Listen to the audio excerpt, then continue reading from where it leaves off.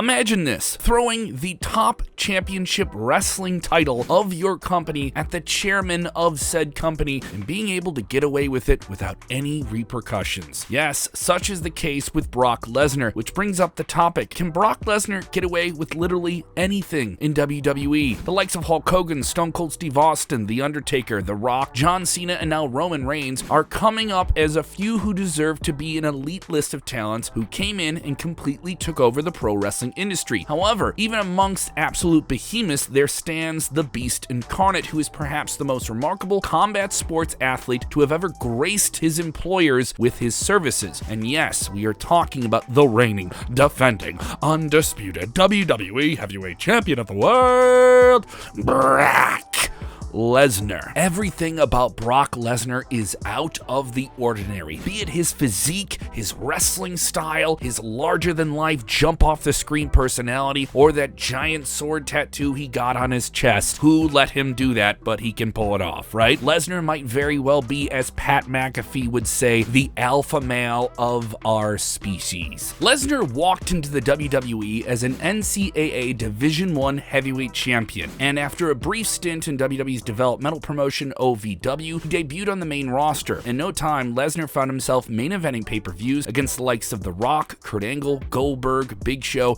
and many more, eventually becoming the youngest person to ever win the WWE Championship. When Lesnar's frustrations with the company outgrew his will to dominate the industry, he walked away from the WWE, sued them in court, forced his settlement, decided to go beat people up in Japan. There, he became the New Japan Pro Wrestling IWGP Heavyweight Champion under the legendary Antonio Inoki, and soon came back to the States for a new adventure, and that was the UFC. In the UFC, Lesnar completely wrecked the competition, including established legends like Frank Mir, Randy Couture, and more on his way to becoming the UFC Heavyweight Champion. When Lesnar's UFC career took a bad turn due to health challenges in 2012, the Beast Incarnate came back to the place where it all began, to WWE. And guess what? WWE welcomed him with open arms and a multi-million-dollar contract with special clauses that allowed him to take limited appearances, have limited matches that were only on pay-per-view. WWE went on to book Lesnar to go over on top superstars at the time, like Triple H,